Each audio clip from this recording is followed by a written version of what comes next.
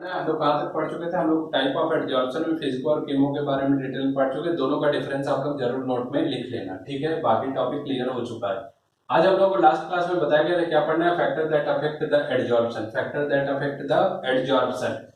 तो इसमें बेटा चार फैक्टर हम लोगों को पढ़ना है। कौन कौन सा? पहला है नेचर ऑफ एडजॉर्बेंट, क्या है नेचर ऑफ एडजॉर्बेंट। दूसरा है नेचर ऑफ एडजॉर्बेंट। तीसरा है बेटा इफेक्ट ऑफ टेम्परेचर। चौथा है इफेक्ट ऑफ प्रेशर। क्लियर है? तो पहला क्या है? एडजॉर्बेंट, दूसरा नेचर ऑफ एडजॉर्बेंट, तीसरा इफेक्ट ऑफ टेम्परेचर, चौथा इफेक्ट ऑफ प्रेशर। क्लियर? समझ में आ गया? तो देख, अब हम लोग बात करते हैं पहला नेचर ऑफ एडजॉर्बेंट की। तो एडजॉर्बेंट तो हम लोग पढ़े थे ना, क्या पढ़े थे हम लोग? एडजॉर्बेंट वे सारे गैसेस पार्टिकल जो सरफेस पे गिरते हैं, या तो वाटर का वेपर है या गैसेस पार्टिकल होते हैं, ये हम लोगों का एडजॉर्बेंट है जो कि इस सॉलिड सरफेस के ऊपर गिर रहा है। समझ में आया? तो ये बता, पहले कौन गिरेगा? जिसका वेट कम होगा या जिसका वेट ज्यादा होगा? भारी गैसें पहले गिरेंगी, हल्की गैसें बाद में गिरेंगी। क्यों? क्योंकि ग्रेविटी उतना ज्यादा लगेगा जिसका मास अधिक होगा, क्योंकि F इक्वल टू mg होता है।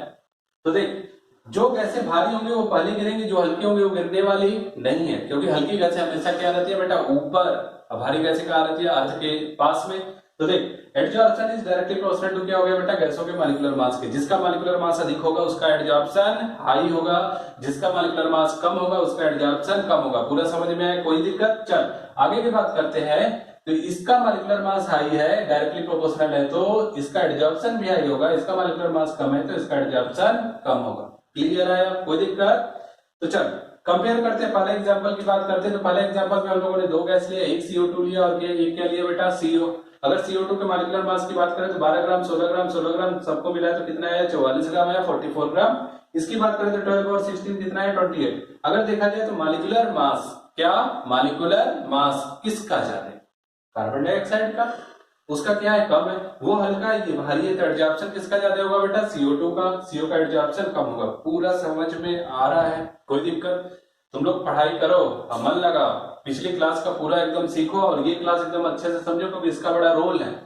आ रहा है समझ में? अभी सबसे मेन टॉपिक ये है, अभी आगे आएगा। समझ में आ रहा है? तो देख, ये पूरा क्लियर हुआ या नहीं? जिसका मास ज्यादा है उसका एडजॉर्प्शन ज्यादा है। ऐसे ही एग्जांपल यहाँ देख, H2 लिया, N2 लिया, ये नाइट्रोजन है, N2 लिया और क्या लिया बेटा? O2 लिया। यहाँ पे अगर देखा जाए तो H2 कितना है? 2 ग्राम, नाइट्रोजन कितना है? 28 ग्राम, ऑक्सीजन कितना है बेटा? 32 ग्राम। अगर देखा जाए तो सबसे भारी गैस कौन है? ऑक्सीजन। सबसे कम भारी कौन है? हाइड्रोजन। हाइड्रोजन सबसे हल्की, इसलिए एक कांटेक्ट में आने वाली नहीं है। सबसे पहले कौन आएगा? CO2। यानी इसका एडजॉर्प्शन सबसे अधिक होगा, इसका एडजॉर्प्शन सबसे कम होगा। पूरा समझ में आया बेटा? कोई दिक्कत है? यहाँ तक कर लोगे आप लोग? तो चलो जल्दी से स्क्रीन को पास करो और नोट करो। 1 2 3 4 5 हो गया। चलो अब हम लोग बात करेंगे बेटा सेकंड फैक्टर का। तो चलो देखते हैं सेकंड फैक्टर। अब हम लोग बात करेंगे बेटा सेकंड फैक्टर। सेकंड फैक्टर क्या था? नहीं, अभी इसी में दूसरा टॉपिक। ये पहला टर्म समझ में आ गया? पहला टर्म हम लोग का क्या था? एडजॉर्प्शन डायरेक्टली प्रोपोर्शनल टू क्या बेटा? Molecular mass. ये पूरा क्लियर हो गया। चल अब इसी में सेकंड देखते हैं। सेकंड की अगर बात किया जाए बेटा, तो सेकंड हम लोगों का क्या है? ये सुन, adsorption directly proportional to intermolecular force, intermolecular force या फिजिकल बॉन्ड। फिजिकल बॉन्ड अभी पढ़ा था हम लोगों ने। इंटरमॉलिक्यूलर फोर्स अगर बेटा हम लोग का हाई हुआ तो एडजॉर्प्शन क्या हो जाएगा? हाई हो जाएगा। अगर इंटरमॉलिक्यूलर फोर्स लो हुआ तो एडजॉर्प्शन क्या हो जाएगा? लो हो जाएगा। जब ये कंडीशन आएगी उसको हम लोग निग्लेक्ट कर लेंगे। क्यों? ये सो, अगर सपोज कर H2O है और O2 है, H2O है और O2 है, यहां पे बात करें अगर बेटा तो इसका 2 मॉलिक्यूलर वेट और 16 टोटल मिला के कितना हुआ बता? 18। ऑक्सीजन की बात करें तो बोल कितना है? 16 प्लस 16 टोटल कितना है? 32। अगर ऊपर वाले कॉन्सेप्ट की बात करें तो इसका एडजॉर्प्शन ज्यादा होना चाहिए था, इसका कम। लेकिन रियल में ऐसा नहीं होता। क्यों नहीं होता? क्योंकि वाटर के पास कौन सा बॉन्ड है बेटा? H bond, intermolecular H bond है। इतना समझ में आया? इसके मॉलिक्यूल आसानी से एक दूसरे के पास आएंगे और आपस में कोलाइड होकर बड़ा सा मॉलिक्यूल बन जाएंगे और आसानी से इसका लिक्विड में कन्वर्ट हो जाएंगे वेपर से। इसलिए इसका एडजॉर्प्शन हाई होगा और इसका एडजॉर्प्शन क्या होगा? क्योंकि इसके पास कौन सा बॉन्ड है बेटा? H bond. पूरा समझ में आया? कोई दिक्कत यहाँ तक हो जाएगा। ऐसे ही अगला एग्जांपल देख। अगर सपोज कर हम लोग बात करते हैं H2O और H2S का, दोनों same group, hydrogen same, oxygen sulphur दोनों एक ही फैमिली में। क्लियर आ रहा? लेकिन अगर रूम टेम्परेचर की बात किया जाए बेटा तो ये आसानी से लिक्विफाइड होगा और ये आसानी से लिक्विफाइड नहीं होगा। क्यों? तो इसके पास कौन सा है बेटा, inter molecular H bond, inter molecular H bond. ये पूरा समझ में आ गया। यानी इसके पास एक फिजिकल बॉन्ड होने के कारण ये आसानी से लिक्विड में कन्वर्ट होगा, ये आसानी से लिक्विड में नहीं कन्वर्ट होगा। लेकिन मॉलिक्यूलर मास की बात करें तो इसका 16 और 2 कितना हुआ 18, इसका कितना हुआ 32 और 2 34। जबकि मॉलिक्यूलर मास में देख तो डिफरेंसेस है, H2S का मास ज्यादा है, इसका मास कम है, इसको एडजॉर्ब होना नहीं चाहिए था, लेकिन ये एडजॉर्ब हो रहा है। क्यों हो रहा है, क्योंकि इसके पास कौन सा बॉन्ड है बेटा, इंटरमॉलिक्यूलर एच बॉन्ड। ये पूरा समझ में आ गया, क्लियर है, यहां तक हो जाएगा। तो हम लोगों का 2 पॉइंट क्लियर हो गया। पहला इंटरमॉलिक्यूलर मास के डायरेक्टली प्रोपोर्शनल होगा, दूसरा इंटरमॉलिक्यूलर फोर्स के डायरेक्टली प्रोपोर्शनल होगा। ये होगा तो उसको निग्लेक्ट कर देंगे। क्लियर आ गया। चल तो अब बेटा हम लोग बात करते हैं, 2 पॉइंट समझ में आ गए, पहला मॉलिक्यूलर मास के डायरेक्टली, इंटरमॉलिक्यूलर फोर्स के डायरेक्टली प्रोपोर्शनल एडजॉर्प्शन हो गया। अब हम लोग बात करेंगे थर्ड पॉइंट का। तो थर्ड पॉइंट आप लोग नोट कर लो, इसमें कुछ सीखना नहीं है। Artificial gases are easily adsorb as compare to natural gas. Artificial gas और नेचुरल गैस की कंपेयर करेंगे अगर, तो हम लोगों का आर्टिफिशियल गैसें आसानी से एडजॉर्ब होंगे एज कंपेयर टू किसके बेटा नेचुरल गैस के। जैसे एग्जांपल दें, अगर हम लोग बात करते हैं बेटा H2S और O2 का, इसकी अगर बात करें तो 2 + 32 टोटल मिला के कितना हो गया हम लोगों का 34। ऑक्सीजन की अगर बात करें बेटा तो ये हो गया हम लोगों का 16 + 16 टोटल मिला के कितना हो गया बहुत बता 32। अगर ध्यान से उठा के देख, दोनों का मास अप्रॉक्स में बराबर है, दोनों का मास अप्रॉक्स में बराबर है। 30 क्या 34 क्या 32 मॉलिक्यूलर मास के लेवल पे, ये समझ में आ रहा। अगर दोनों का मास लगभग बराबर है तो कैसे डिसाइड होगा कि कौन हम लोगों का ज्यादा आसानी से डिजॉल्व होगा, ज्यादा आसानी से एडजॉर्ब होगा। तो इन दोनों में नेचुरल कौन, ऑक्सीजन क्या बेटा नेचुरल गैस है, H2S क्या बेटा आर्टिफिशियल है, इसलिए H2S का ज्यादा एडजॉर्प्शन होगा और O2 का एडजॉर्प्शन कम होगा। H2S का ज्यादा एडजॉर्प्शन होगा और O2 का कम होगा। तीसरा पॉइंट समझ में आया, कोई दिक्कत। अब हम लोग बात करेंगे बेटा चौथा point, adsorption is directly proportional to critical temperature। चौथा पॉइंट है बेटा हम लोगों का adsorption is directly proportional to critical temperature. अगर हम लोगों का बेटा क्रिटिकल टेम्परेचर हाई हुआ तो एडजॉर्प्शन क्या हो जाएगा, तुरंत हाई हो जाएगा। अगर क्रिटिकल टेम्परेचर लो हुआ तो एडजॉर्प्शन भी क्या हो जाएगा बेटा लो। ये टॉपिक समझ में आया। अब हम लोग बात करेंगे किसकी, ये समझ में आ जाए तो ये बात बन जाए, ठीक है, समझ में आ रहा। तो तुम लोग एक एक करके एक एक टॉपिक सर तुम लोग देखते जाओ, उसके बाद हम लोग बात करेंगे बेटा आगे की, ठीक है। तो चलो अभी हम रब करते हैं, इसकी जल्दी से नोट करो, स्क्रीन पॉज करो, नोट करो। अब हम लोग बात करेंगे बेटा किसका, क्रिटिकल टेम्परेचर का। क्रिटिकल टेम्परेचर इसको जानते पहले फिर एडजॉर्प्शन पे आ जाएगा। तो कौन बताएगा क्रिटिकल टेम्परेचर क्या होता है। 11th class long ago time पहले पढ़े हुए तुम लोग 11th में, कौन से चैप्टर में, गैसेस स्टेट में, वहां पे क्रिटिकल टेम्परेचर, क्रिटिकल प्रेशर और क्रिटिकल वॉल्यूम पढ़ाया गया होगा। तो क्रिटिकल टेम्परेचर किसको पता है, जल्दी बताओ, किसी को नहीं पता। भले तुम लोग पढ़ा करो थोड़ा बहुत, जब पूछो इतना सिंपल क्वेश्चन पूछो वो सब भी नहीं आता। क्या करते हो तुम लोग दिन भर घर पे, पढ़ो बेटा लोग, क्योंकि बड़ा ऑफिसर बनना है, कुछ करना है तो पढ़ना पड़ेगा। समझ में आ रहा है। तो चलो हम बताते हैं क्रिटिकल टेम्परेचर क्या होता है। वह मिनिमम टेम्परेचर, क्लियर नहीं, वह मैक्सिमम टेम्परेचर जिसके ऊपर किसी भी गैस को प्रेशर लगा के लिक्विफाइड नहीं कर सकते। वह मैक्सिमम टेम्परेचर जिसके ऊपर किसी भी गैस को प्रेशर लगा के लिक्विफाइड नहीं कर सकते, उसे हम लोग क्या कहते हैं, क्रिटिकल टेम्परेचर। समझ में आया। तो चलो जल्दी से डिफिनेशन नोट करो। The temperature above which no any gases are liquefied after applying any amount of pressure। The maximum temperature above which no any gases are liquefied after applying any amount of pressure। Clear, समझ में आ गया।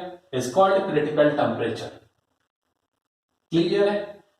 तो अब आगे बात सुनो, जो gas form में उड़ता रहेगा वो गिरने वाला नहीं, और गिरेगा नहीं तो एडजॉर्प्शन नहीं। यानी गैसों को आपस में कंबाइंड होकर लिक्विड में कन्वर्ट होकर, जैसे लिक्विड का ड्रॉप बनेगा तुरंत आराम से गिर जाएगा, गिरेगा ना। जैसे सपोज कर वाटर वेपर उड़ता रहता है, कब तक नहीं आता नीचे? जब तक लिक्विड फॉर्म में कन्वर्ट नहीं हो। बादल उड़ता रहेगा, अगर उसमें लिक्विड नहीं बनेगा तो नीचे आने वाला नहीं, बारिश होने वाली नहीं है। तो मतलब ये समझ में आया कि गैसें लिक्विड में कन्वर्ट हो जाते एडजॉर्ब हो जाएंगे। तो देख, जिसका क्रिटिकल टेम्परेचर हाई होगा वो आसानी से एडजॉर्ब होंगी। समझते हैं कैसे। सपोज कर कि एक गैस ए हमारे पास 2, 3 और 4 गैसें ली। ये गैसेस है। टेम्परेचर मानते हैं बेटा, इसका क्रिटिकल टेम्परेचर TC मानते हैं।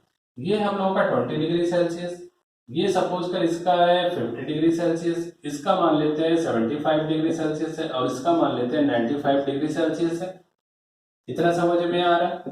और मान लेते हैं हम लोग सपोज कर रूम टेम्परेचर ये मान लेते हैं बेटा 100 डिग्री सेल्सियस। क्लियर है? तो पहले समझ इस टेम्परेचर का मतलब क्या है। इस टेम्परेचर से अगर माछी के मूड़ी के बराबर भी ज्यादा टेम्परेचर होगा, यानी 20.000001 टेम्परेचर, इतना डिग्री भी अगर टेम्परेचर गलती से भी ज्यादा हुआ, इस गैस को इस टेम्परेचर पे हम लोग लिक्विड में कन्वर्ट नहीं कर सकते। यही बताया गया कितना भी प्रेशर अप्लाई करके। इतना समझ में आया? यानी ये टेम्परेचर, इसको लिक्विड में कन्वर्ट करना है तो टेम्परेचर हमेशा कितना रखना पड़ेगा? Below 20 degree Celsius. इससे बिलो टेम्परेचर रहेगा तो A can be liquefied. Pressure applied करके इसे हम लोग लिक्विफाइड कर सकते हैं। इतना समझ में आया? कोई दिक्कत? तो देख, टेम्परेचर कितना है रूम का? 100 से क्या करते हैं? कूलिंग करना शुरू करते हैं। 100 हुआ, 95, 99 हुआ, 98 हुआ, 97 हुआ। जैसे ही टेम्परेचर 95 से थोड़ा सा बिलो आएगा, तुरंत प्रेशर अप्लाई करके उसे किस में कन्वर्ट कर सकते हैं? लिक्विड में। ये समझ में आया? यानी टेम्परेचर इस क्रिटिकल टेम्परेचर से जैसे ही कम हुआ, तुरंत डी किस में कन्वर्ट होगा? लिक्विड में। लिक्विड में कन्वर्ट होने के बाद धड़ाम से सॉलिड के ऊपर गिर जाएगा। इतना समझ में आया? यानी सबसे पहले कौन लिक्विड में कन्वर्ट होगा? अगर टेम्परेचर डाउन करेंगे तो डी, उसके बाद 75 से बिलो आएगा टेम्परेचर, तब सी होगा। अगर टेम्परेचर 75 से बिलो नहीं आया तो ये तीनों लिक्विड में कन्वर्ट नहीं होंगे, बस डी का एडजॉर्प्शन होगा। क्लियर है? अगर इससे टेम्परेचर 75 पे 50 पे रख दिया, 50 पे रखेंगे तो यहां तक हो सकता है गैस लिक्विड में कन्वर्ट हो जाए, लेकिन ये कन्वर्ट होने वाला नहीं है। ए को कन्वर्ट करने के लिए टेम्परेचर कितना तक घटा के लिए आना पड़ेगा? Below 20 degree. यानी सबसे पहले लिक्विड में कन्वर्ट हो रहा है बेटा डी, उसके बाद सी, उसके बाद ए। यानी एडजॉर्प्शन की अगर बात करें तो जिसका क्रिटिकल टेम्परेचर सबसे हाई है उसका एडजॉर्प्शन सबसे तेज होगा, सबसे कम किसका होगा बेटा? ए का। अब क्रिटिकल टेम्परेचर का फंडा समझ में आ गया।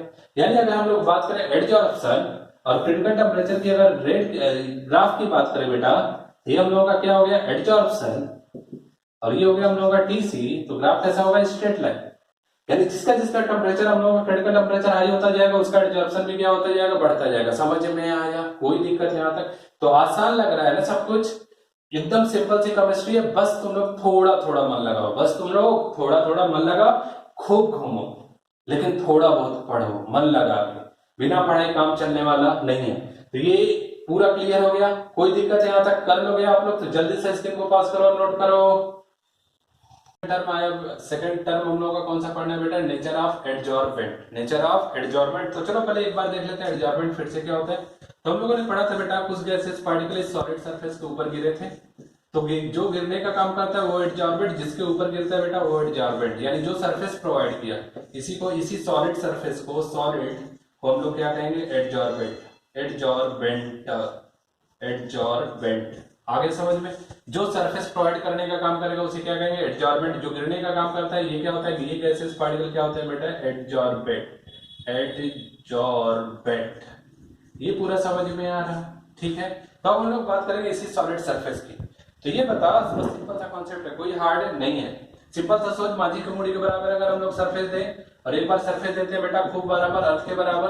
अब हम लोग बात करते हैं कि ये गैसेस पार्टिकल है। जल्दी जल्दी सोच ले, सोचो सोचो सोचो, जल्दी सोचो। यहाँ पे गैसेस पार्टिकल ले लेते हैं। ये बता, ज्यादा आसानी से ज्यादा अमाउंट में कौन गैसेस पार्टिकल को एडजॉर्ब करने वाला है? यहाँ की बात करेंगे तो इतना गिरेगा सरफेस ब्लॉक। अब एडजॉर्प्शन होने वाला नहीं है, एडजॉर्प्शन होने वाला नहीं है। यहाँ पे बात करेंगे तो देख, यहाँ पे इतना बड़ा सरफेस है, इतना सारा, तो यहाँ पे एडजॉर्प्शन की अगर बात करें तो एडजॉर्प्शन की बात करेंगे तो ज्यादा गैसेस पार्टिकल कहाँ पे होंगे, यहीं पे तो होंगे। दिख रहा है आंख से, खुले आंख से तो दिख रहा है ना। यानी कॉन्सेप्ट समझ में आ गया। क्या समझ में आ गया बेटा कि एडजॉर्प्शन, क्या एडजॉर्प्शन डायरेक्टली प्रोपोर्शनल, क्या directly proportional surface area of adsorbent. क्या बेटा, एडजॉर्बेंट। पूरा समझ में आया। अगर एडजॉर्बेंट का सरफेस एरिया हाई हुआ तो एडजॉर्प्शन क्या हो जाएगा, हाई। अगर इसकी बात करें ये लो हुआ तो ये क्या हो जाएगा बेटा, लो। पूरा कॉन्सेप्ट क्लियर, कोई दिक्कत? चल एग्जांपल देख। अब सुन, ये पूरा क्लियर है। अब सुन एग्जांपल देख। अगर सपोज कर किसी भी सॉलिड का हम लोग सॉलिड ब्लॉक लेते हैं, सॉलिड ब्लॉक मान लिया हम लोगों ने, सॉलिड ब्लॉक इतना बड़ा सा ले लिया, खोपच इतना बड़ा सा, ठीक है। अब क्या करते हैं, मेरा मन कर रहा है इस ब्लॉक को तोड़ के छोटे छोटे ब्लॉक में कन्वर्ट कर दें। खोपच यहां से खोपच कर लो, खूब सारा छोटा छोटा कई सारा ब्लॉक बना ले। दिख रहा है ना तुम लोग को, बड़ा आसान केमिस्ट्री चलती है। देख ले, फिर से ब्लॉक बना लेते हैं हम लोग। ब्लॉक बनाना सीखो। सॉलिड में पहला चैप्टर सॉलिड है, वहां पे बहुत सारे ब्लॉक बनाने पड़ते हैं। ये पूरा समझ में आ गया। मान लीजिए कि इसको काट के इतने ब्लॉक में हम लोगों ने कन्वर्ट कर दिया। अब मेरा मन किया फिर से हम पागल हो जाए और इसको पीस देते हैं। पाउडर फॉर्म में कन्वर्ट हो गया। ये पाउडर फॉर्म को अगर कन्वर्ट कर लिया हम लोगों ने तो इसको खूब दूर तक फैला सकते हैं ना, खूब सारा फैला देंगे ग्राउंड पे। आया? तो ये बता सरफेस एरिया कहाँ ज्यादा दिख रही तुझे? वहां पे सबसे अधिक, उसके बाद यहाँ पे, उसके बाद यहाँ पे। क्या? क्योंकि छोटे छोटे ब्लॉक का सरफेस एरिया तो ज्यादा हो जाएगा। सबका अगर ऐड करेगा तो एक का तो कम होगा, लेकिन सबका मिला के ज्यादा हो जाएगा। क्लियर, समझ में आ गया? पाउडर को पीस लेंगे तो इतना सारा पाउडर को पतला पतला खूब फैल दो तो दूर तक फैल जाएगा। सबसे कम किसका हो? ब्लॉक का। जिसका सरफेस एरिया उसका एडजॉर्प्शन ज्यादा है, जिसका सरफेस एरिया कम उसका एडजॉर्प्शन कम। यानी सॉलिड ब्लॉक और स्मॉल पीस। और अगर बात करें हम लोग बेटा पाउडर फॉर्म की, तो सबसे अधिक सरफेस एरिया किसका होगा? पाउडर फॉर्म का। इसलिए इसका एडजॉर्प्शन सबसे अधिक। सबसे कम एडजॉर्प्शन बेटा किसका होगा? सॉलिड ब्लॉक का। सबसे कम एडजॉर्प्शन किसका होगा बेटा? सॉलिड ब्लॉक का। पूरा कॉन्सेप्ट क्लियर हो गया। यानी एक ही कॉन्सेप्ट इसमें हम लोगों का सब चलना है बेटा। एडजॉर्बेंट, नेचर ऑफ एडजॉर्बेंट में क्या? Adsorption is directly proportional to surface area. Adsorption is directly proportional to surface area. दो कॉन्सेप्ट पूरा क्लियर हुआ। कोई दिक्कत है? यहां तक कर लोगे आप लोग तो जल्दी से स्क्रीन को पॉज करो और नोट करो। 1 2 3 हो गया। चलो अब हम लोग बात करेंगे बेटा, तीसरा टर्म आ गया हम लोगों का। क्या? Effect of temperature. Effect of temperature. Temperature पता है? मैक्सिमम को टेम्परेचर की डिफिनेशन नहीं पता होती है। क्लियर है? क्योंकि तुम सब लोग पढ़ते ही नहीं हो। मन लगाओ, गधो। टेम्परेचर की डिफिनेशन, हीट की डिफिनेशन, सिंपल डिफिनेशन तुम लोगों को नहीं आती है। डिग्री सेल्सियस की डिफिनेशन अगर पूछी जाए तो नहीं बता पाओगे तुम लोग। क्लियर, समझ में आ रहा है? तो होमवर्क ये टेम्परेचर की डिफिनेशन और हीट की डिफिनेशन आनी चाहिए। ठीक है? क्लियर है? चल अब हम लोग बात करते हैं इफेक्ट ऑफ टेम्परेचर का। तो अभी टेम्परेचर पढ़ने से पहले थोड़ा बहुत काइनेटिक एनर्जी के बारे में जान ले। काइनेटिक एनर्जी पता है? वह एनर्जी जो गैसों को उड़ने के लिए रिस्पॉन्सिबल होता है, उसे क्या कहते हैं हम लोग? Kinetic energy. समझ में आ रहा? क्लियर है? तो काइनेटिक एनर्जी अगर सपोज कर किसी गैस के पास है तो वो उड़ेगा, रुकने वाला नहीं है, तो उसका एडजॉर्प्शन होने वाला नहीं है। मतलब गैस का एडजॉर्प्शन कराना पड़ेगा तो क्या करना पड़ेगा? उसको सरफेस पे रोकने के लिए उसकी कौन सी एनर्जी खत्म करनी पड़ेगी? Kinetic energy. कौन सी एनर्जी? Kinetic energy. चल इतना समझ में आया? कुछ आ रहा है? काइनेटिक एनर्जी का फार्मूला पूछे तो क्या बताओगे तुम लोग? Kinetic energy equal to half m v square. कौन बोला रे? Half m v square. यहाँ पे हम लोगों को इससे मतलब नहीं है, इससे मतलब नहीं है। हम लोगों को टेम्परेचर के टर्म में काइनेटिक एनर्जी की बात करेंगे। समझ में आ रहा? कोई दिक्कत? तो देख, काइनेटिक एनर्जी का बोल्ट्जमैन एक साइंटिस्ट थे, उन्होंने काइनेटिक एनर्जी का फार्मूला दिया। क्या दिया? 3/2 kT। जहां पे क्या है बता? ये हम लोगों का बेटा बोल्ट्जमैन कांस्टेंट। Boltzmann constant. इतना समझ में आ गया? अगर ध्यान से देखते ये वैल्यू क्या है? कांस्टेंट है। ये वैल्यू क्या है? कांस्टेंट। 3/2 तो कांस्टेंट है, मैथमेटिकली कांस्टेंट है। उसके बाद के क्या है? बोल्ट्जमैन कांस्टेंट है। इतना समझ में आया? उसके बाद देख, तो ये अगर कांस्टेंट टर्म है तो तुम लोग फिजिक्स में पढ़ते आ रहे हो कि ये किसके क्या हो गया? Directly proportional. यानी kinetic energy directly proportional to temperature. आ रहा है समझ में? कोई दिक्कत? तो देख, टेम्परेचर अगर हाई हुआ तो काइनेटिक एनर्जी क्या हो जाएगा? हाई। टेम्परेचर लो हुआ तो काइनेटिक एनर्जी क्या हो जाएगा? लो। तो थोड़ा सा टर्म देख, काइनेटिक एनर्जी अगर हम लोगों का बेटा क्या हुआ? हाई। इसका टर्म है रुकने रुकने वाला नहीं है, उड़ेगा। रिजल्ट क्या आ गया? उड़ेगा। कौन? गैस। इतना क्लियर हुआ? चल, ये पूरा समझ में आ गया। उड़ेगा मतलब गैस। अगर ये लो हुआ तो रुक जाएगा और क्या होगा बेटा? गिर जाएगा।